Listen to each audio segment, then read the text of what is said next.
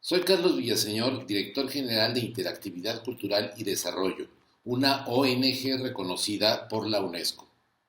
Moisés Medrano es, a mi juicio, el más grande experto colombiano en mediación de la diversidad cultural. Hace unos días tuvimos oportunidad de conversar con él. A continuación, la entrevista. Muchas gracias por la invitación. Buenos días, buenas tardes, buenas horas, que siempre es bonito que sean muchos los saludos. Sí. Yo soy caribeño de Cartagena. Me he dedicado a la agenda cultural por 10 años en el Ministerio de Cultura como director de poblaciones. El nombre puede despistar un poco, ¿cierto? Poblaciones, y entonces uno piensa que era como la oficina de demografía del Ministerio de Cultura. La labor fundamental en ese espacio estaba centrada en fortalecer el diálogo cultural con diferentes grupos de la sociedad colombiana. Estamos hablando de los pueblos indígenas. En Colombia tenemos 115 pueblos indígenas, 4 comunidades relacionadas con el mundo y la herencia africana diferenciadas, comunidades negras, afrocolombianas, raizales y palenqueras. La diferencia daría para otro curso porque son aspectos de índole cultural, social, político, antropológico, sociológico que determinan y geográficos que determinan esas diferencias. Tenemos alrededor de 5.000 gitanos, una población de 1,5 millones de colombo-árabes, producto de 4 migraciones, dos al final del siglo XIX y la primera mitad del siglo XX, otras dos, instalados completamente en todos los aspectos de la vida social, económica, política y cultural de Colombia. Hay una comunidad rural, comunidades campesinas, que tienen una muy rica y reconocida tradición cultural en la comida que ya mencionabas, en la relación con la tierra, que está reconocido como un elemento de la Convención de la UNESCO de Patrimonio Cultural Inmaterial. Y había un trabajo muy fuerte, un trabajo muy sentido, relacionado con las víctimas. Colombia tiene alrededor de 10 millones de víctimas. Alrededor de ese número tan grande, tan importante, tan significativo, alrededor de 9 millones de personas son víctimas de desplazamiento forzado. Y ahí cuento un poco mi historia. Yo estudié ciencias sociales, soy egresado de una universidad que es la Universidad de Cartagena, como el centro de formación más importante del Caribe colombiano, una universidad que ya está a punto de cumplir 200 años, es decir, es como un gran centro de pensamiento. Es un claustro y la formación en ciencias sociales y el interés por enseñar. Mi mamá era maestra, entonces en la casa siempre había niños con esos temas de clases complementarias que ella hacía, lo hizo hasta los últimos días de su vida. Y me empezó a llamar mucho la atención el tema de enseñar, de estar en comunidades rurales enseñando. Eh, yo no tengo muy claro por qué el interés en las comunidades rurales, pero seguramente las clases de sociología rural lo despertaron. Es decir, hay una mirada siempre inferiorizante al campo, ¿cierto? Hay como una vergüenza por el origen campesino que yo no sé de dónde ha salido. Eh, la gente se avergüenza de que nació en un pueblo o que vive en un pueblo o que sus abuelos, su abuela o sus padres eran campesinos. Yo no sé en México si eso acontece, pero aquí en Colombia eso ha acontecido y es supremamente lamentable. Sí, también acá es frecuente. Ser civilizado es poder finalmente salir del pueblo, ¿no? Eso, y empezó a despertar ese interés en lo rural en una época que era supremamente complicada. Estoy hablando de la década de los 90, el siglo pasado. En los 90, querer trabajar en zonas rurales siempre tenía una dimensión compleja por la situación de violencia generalizada que había en Colombia, el narcotráfico que estaba pululando en esa época. Y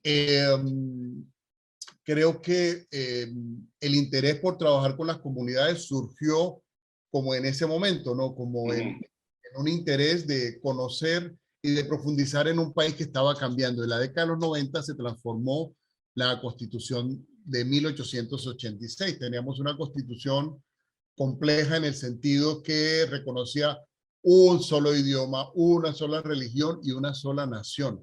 En un país tan diverso.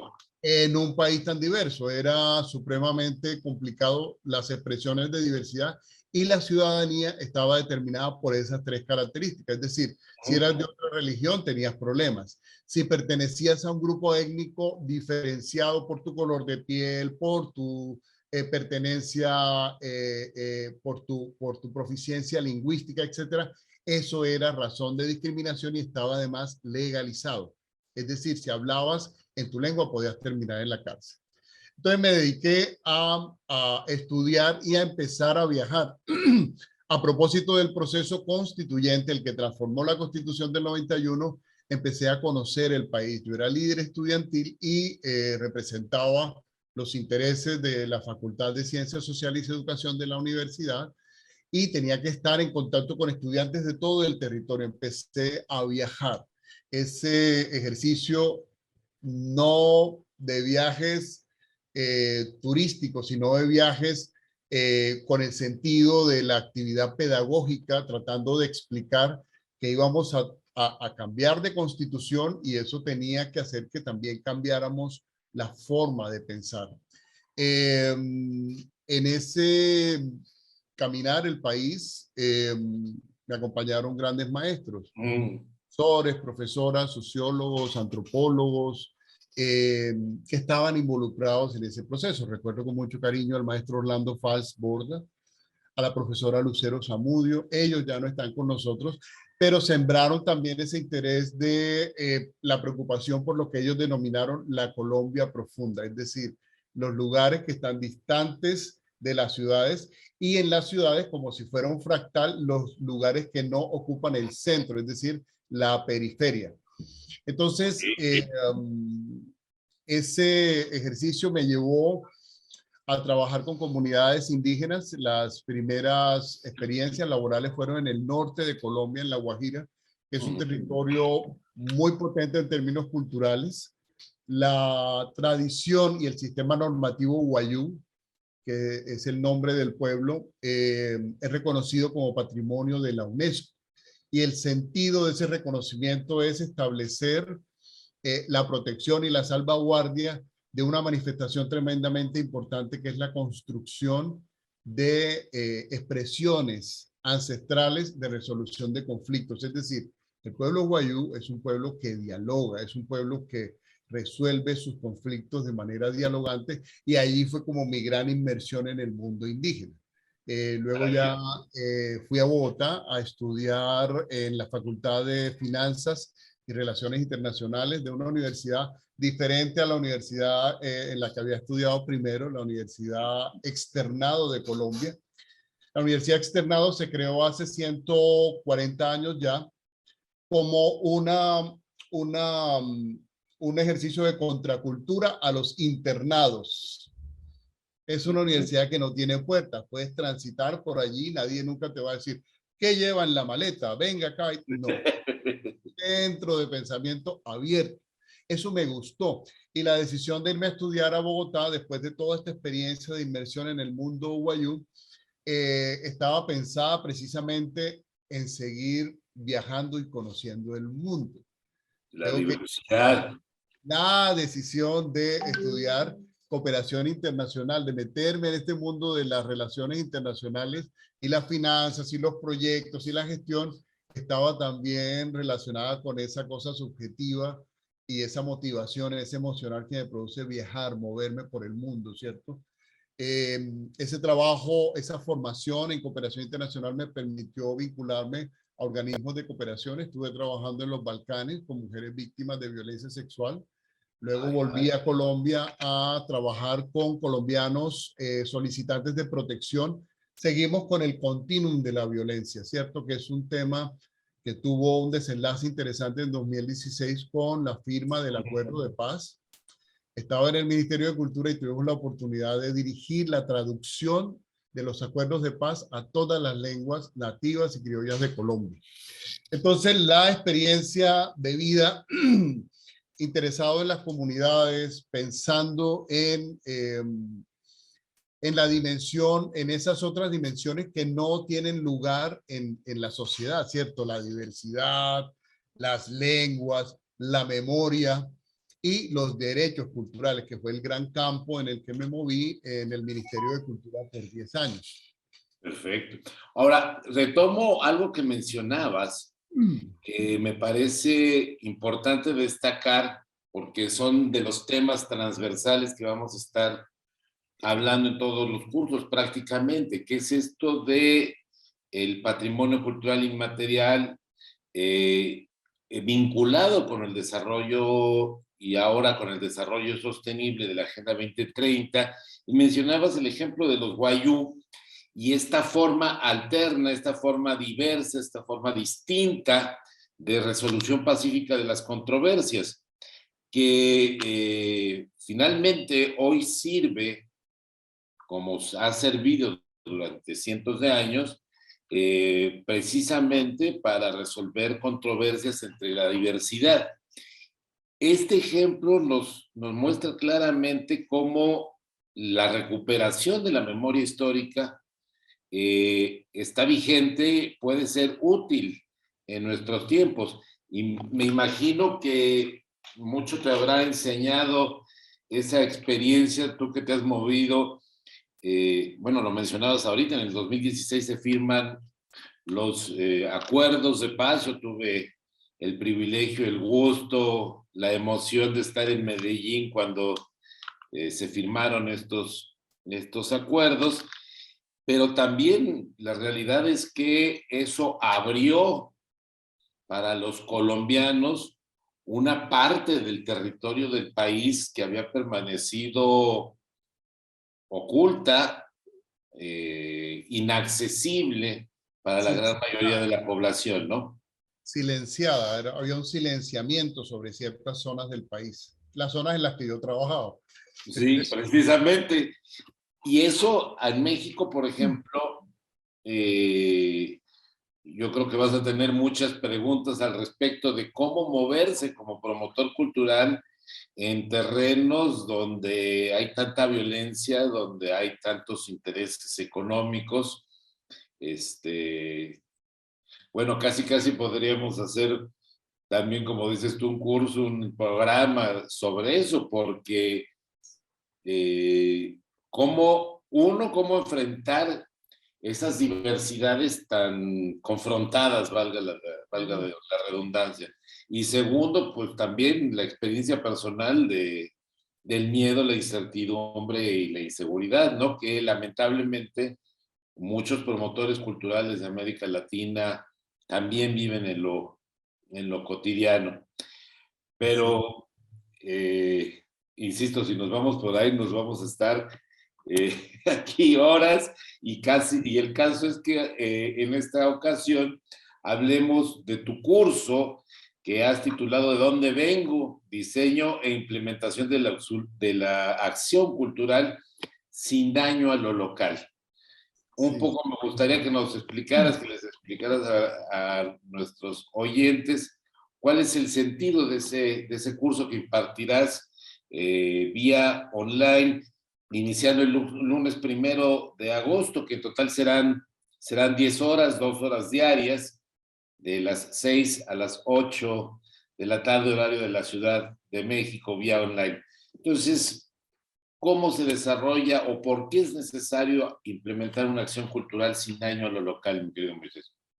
Bueno, creo que hay una necesidad de sentipensar, de reflexionar sobre la concepción que hay generalizada sobre la cultura y sobre el patrimonio. Creo que todos estamos de acuerdo con la dimensión poética de la cultura y del patrimonio, ¿cierto? Es maravilloso encontrar comunidades que defienden su origen campesino, que hablan su lengua, que tienen un reconocimiento de índole global y eso empodera, eso genera una serie de condiciones en las comunidades, pero también genera conflictos. Entonces, mi experiencia en el Ministerio de Cultura, por esos 10 años de trabajo, siempre tenía una suerte de división social del trabajo. Los colegas de patrimonio iban, hacían su dossier, lo mandaban a la UNESCO, se venían de París con el diploma, lo ponían en la oficina, y el que le tocaba responder por los problemas que generaba la patrimonialización era el suscrito. Es decir, hay una concepción de la cultura como algo estéticamente observable, pero para las comunidades es su modo de vida. Y su modo de vida está relacionado con la identidad, la memoria, la tradición, la historia, el disfrute mismo de la cultura, su pertenencia étnica, sus derechos lingüísticos. Y ese, que es el conjunto de los derechos culturales, no se reconocen como los otros derechos. Si yo tengo un problema relacionado con la vivienda, en Colombia voy al Ministerio de Vivienda. Si tengo un problema con una escuela, voy al Ministerio de Educación. Pero ¿cuáles son los problemas de la cultura? La gente no tiene problemas con la cultura. La gente vive la cultura, disfruta la cultura, pero los portadores de la cultura son sujetos de múltiples violencias.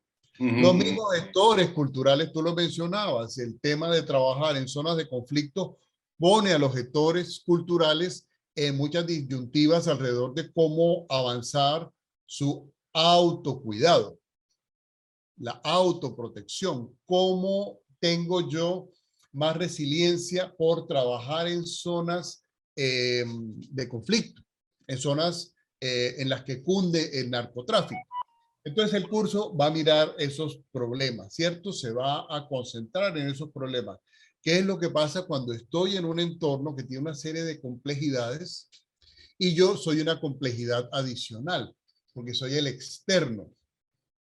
Y yo puedo llegar a los territorios, adelantar el trabajo cultural pensando que estoy resolviendo una serie de problemas, y el enfoque de acción sin daño empieza a hacer una serie de preguntas. A mí me gustan las preguntas, me parece que es No, y bonito. mira, mencionas o haces referencia a esto de las consecuencias de la patrimonialización, y yo lo discuto mucho, lo hago muy evidente precisamente en términos del patrimonio cultural inmaterial, regreso a ello, que es definido por las comunidades. La convención no habla de declaratorias, habla de registro en listas de patrimonio representativo, de patrimonio que requiere medidas urgentes de salvaguarda y de buenas prácticas. Pero esta buena intención, generalmente buena intención de la declaratoria, termina siendo una agresión, un secuestro de la libertad cultural de la comunidad respecto de su patrimonio, porque normalmente un decreto determina la forma correcta de hacer ese patrimonio, que no es una cuestión estética, sino es vida cotidiana. Y tal vez sí afecta el ejercicio de la cultura, sí está relacionado con los modos de expresarse, de sentir, de pensar, pero incluso, mi querido Moisés, de hacer economía. Sí. Entonces, en el momento en que tú momificas o rigidizas el flujo del bagaje simbólico de una comunidad, pues no solo tiene efectos identitarios, sino muy tangiblemente tiene efectos también económicos y en el desarrollo de la propia comunidad, ¿no? Entonces, lo destaco por lo que mencionas, la importancia de no, de que la acción cultural no dañe lo local por todas estas repercusiones que puede tener, ¿no? Así es, y hay un componente fundamental, es que se vuelven protagonistas las instituciones, no las comunidades. Es decir, se subvierte el orden que plantea la comunidad, la convención. El artículo 15 de la convención dice que el centro del patrimonio cultural inmaterial son las comunidades. y dentro de la comunidad de los portadores. Y le dice a los estados que tienen que garantizar, generar las condiciones para que participen las comunidades. Entonces, fíjate que uno podría hacer un curso solo con el artículo 15 de la Totalmente de Convención. acuerdo. Un curso completo y de construir cada palabra. Vamos a mirar qué significa participación. Y ahí nos sentamos, miramos si en mi ejercicio participativo yo soy patriarcal y solo dejo que hablen los hombres. Y no le doy voz a las mujeres, ni a los adultos mayores, ni a los niños, ni a las niñas, ni a las jóvenes, sino solo hablo con los hombres, ¿cierto? Entonces, yo puedo dedicarnos solo a uno de los conceptos, ya nos llevaría una reflexión en lo profundo, que es lo que le falta al sector cultural. El sector cultural tiene una dificultad enorme y es la dificultad de la reflexión, porque está en la sobrevivencia. Sí, La sí, sí. pandemia tuvo un impacto enorme en el modo de vida de quienes hacemos parte de ese gran sector cultural que es muy potente. Los artistas, los maestros, los que se llaman gestores, los culturalistas, las personas que estudian disciplinas de las ciencias sociales dedicados al tema y los que llegan, porque están llegando muchos. Es que cuando hay una manifestación cultural que ostenta ese reconocimiento de envergadura global, emergen muchos intereses y el sector cultural a veces quiere pensar que esos intereses no van a llegar nunca, porque estamos trabajando algo bonito, porque estamos trabajando por las comunidades. No, hay una serie de intereses. Y el factor económico puede empezar a distorsionar la relación, muy bien lo explicabas, de lo que se concibe como manifestación de ese formato en el que hay que ponerlo para escribir el dossier y mandarlo a la UNESCO y mantenerlo no como una película, sino como una fotografía. Sí. Que luego cada 5 años tienes que mandar un informe que para mí es como una fotografía. Debería ser un video, es decir, el dinamismo que llamó la atención de las mismas comunidades y que involucró a los ministerios y secretarías de cultura a hacer ese reconocimiento patrimonial, debería reconocer, debería identificar los conflictos. Por eso el enfoque de acción sin daño a mí me gusta mucho porque te permite identificar los conflictos y saber cuál es tu papel desde la cultura en ese campo tan potente que es el campo de los derechos culturales y cómo están en disputa, ¿no? Cómo están en disputa cada vez cada uno de esos derechos culturales que podemos estudiar y profundizar. Sí. Ahora, en nuestro continente se caracteriza por la diversidad. Si la memoria no me falla, en la región latinoamericana se hablan más de 600 lenguas originarias. Esto hace que los funcionarios municipales, los promotores culturales locales, tengan que trabajar constantemente con la diversidad. De México son 68 lenguas originarias que más allá de idiomas significan 68 maneras distintas de ver el mundo. Así es. Para los promotores culturales locales, para los funcionarios municipales, ¿qué les puede aportar este curso? ¿Qué elementos consideraste en el diseño de este curso para este público específico? Pues un elemento fundamental que tiene que ver con el asunto lingüístico en el sentido del reconocimiento del inicio, este año, de la década de las lenguas en el mundo. La UNESCO hace un giro que me parece fascinante y es el centro del decenio de las lenguas, de la década de las lenguas, son los derechos humanos de los hablantes. Qué interesante lo que hablamos del principio. Solo quiero mirar el componente poético de la cultura. No, porque llego a los territorios y no hay agua, no hay luz, no hay condiciones sanitarias, los niños se están muriendo de hambre, etcétera. Pero el gestor cultural quiere mantenerse como en la burbuja. No, ese tocarse por esos temas el interactuar en zonas de violencia hace que yo tenga que tocarme y entender que los derechos culturales son derechos humanos. Entonces, en el curso nos vamos, perdóname, nos vamos a conectar con esos asuntos internacionales que pueden potenciar mi trabajo en lo local. ¿Cómo hago mi gestión local? ¿Cómo me conecto a la década de las lenguas, al decenio afro que está finalizando, a la La sesión Agenda de Desarrollo Sostenible. de desarrollo sostenible, los objetivos de desarrollo sostenible, a la agenda de género?